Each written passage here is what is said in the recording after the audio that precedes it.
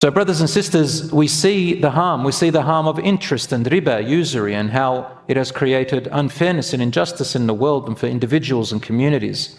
We see, for example, the harm of gambling. We see the harm of theft. We see the harm of abuse and so on. So when something is forbidden, we can't say, I just want to be free and just go ahead. And the other side is true.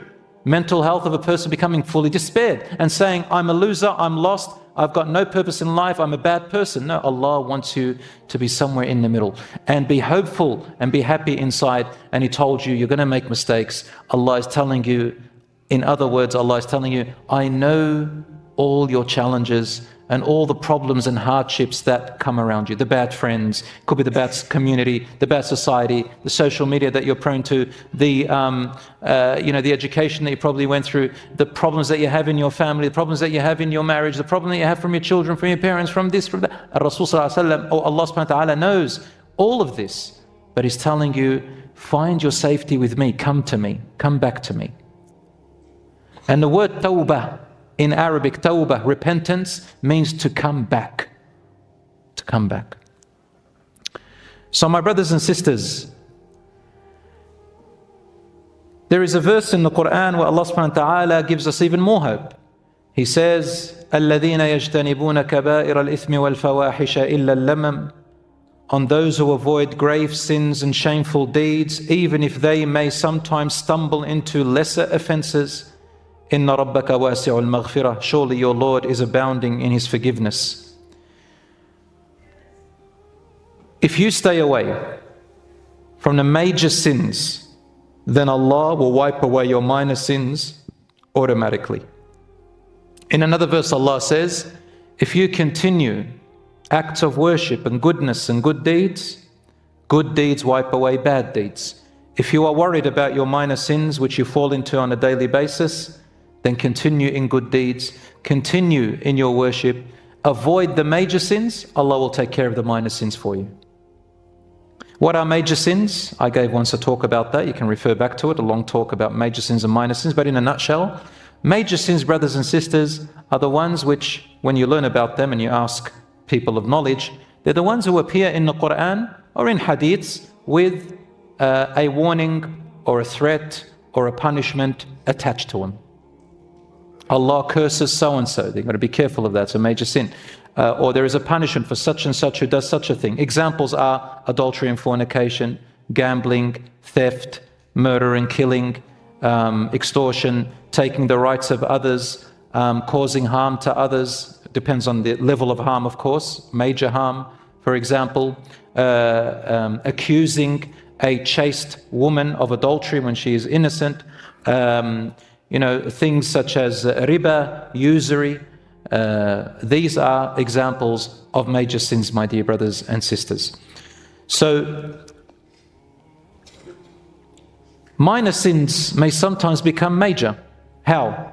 If a person continues doing them, insisting without care, but a person who still feels a flame of shame about them, then insha'Allah, with repentance and good deeds, they are always reduced, insha'Allah ta'ala. In fact, brothers and sisters, those people who used to do major sins before and then have repented, guess what happens? Their major sins are not wiped off their record. Your past major sins will remain in your record. Did you know that? They will always remain. But I've got a better news for you.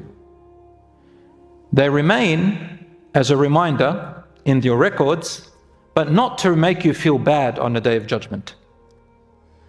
Because those bad deeds are going to be transformed into good deeds.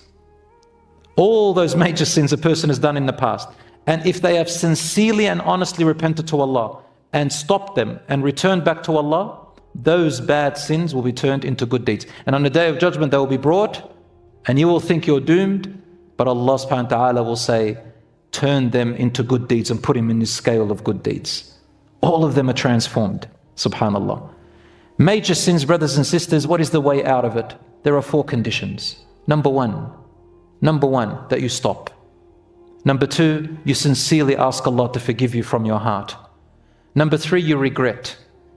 Now some people might say, what if I can't feel the regret? then Allah says, لا يكلف الله نفسا إلا وسعها. Allah does not burden a person more than what they can bear. So the wanting to regret is enough, inshaAllah. That is regret in itself. And the Prophet, peace be upon him, said, An-nadamu tawbah. An-nadamu tawbah. Regretting sincerely. If you do regret a sin, it is repentance or a sign of Allah's forgiveness. The fourth condition of major sins, brothers and sisters, is very important. I want you to listen carefully. All of what we've mentioned are rights between you and God, you and Allah. The rights, however, of people, once they are violated, is not the same thing. The fourth condition for people's rights that you and I may have violated is to make it up to them, or to seek their forgiveness, or to compensate them or give back what we took, depending on how severe it is. Some things we don't remember them, so we say, oh Allah, forgive and grant goodness for anyone who I've ever wronged and I've forgotten about. But if you have taken something from someone, and whether it's theft, or say you've ruined their reputation, or you've done something that has affected them, to a serious point, then what you need to do is you need to make it up to them somehow. Either you ask for their forgiveness, or you return back what you took from them, or you go back to where you ruined their reputation and try to mend it. Or if all else fails and you can't fix it, you can't do anything, or you can't reach that person anymore, or it's long gone and whatever, then worst case scenario, you give sadaqah on their behalf. Give charity and say, oh Allah, accept this on behalf of that person, and you make dua for them. You make dua for them. So my brothers and sisters, the rights of people that are violated are not automatically forgiven by Allah just by you asking Allah to forgive you. I can't come up to you and harm you and then go and say, oh Allah, forgive me. You're still harmed. I need to give you back your right. I cannot come and lie to you, for example, and sell you something, and I knew that there was a fault in it, and then you go away suffering, and I run away and I use all excuses, say you took it as it is, and then I go and ask Allah to forgive me. No, you can't do that. I extort you and then I take your money and I say astaghfirullah from the side of my mouth. That is not a repentance. The rights of people, brothers and sisters, your neighbors, your family, your friends, the people that you, Muslim or non-Muslim, any kind of wrongdoing, brothers and sisters, is not automatically forgiven. Of course, there are people who are believers who have wronged other believers, and both of them are good people. Let's say they both died, and the Prophet, peace be upon him, tells us that on the Day of Judgment there is a place, a bridge above hellfire called Sirat, and there is something called Al-Qantara. Al-Qantara is like a high place, don't know what it looks like.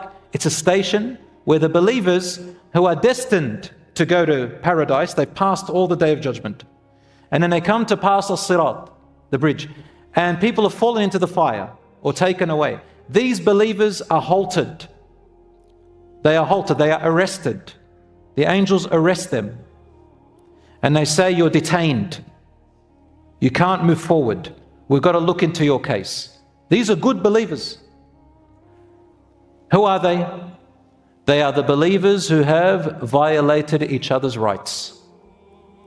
They are arrested and detained before they're before they're allowed to go to paradise.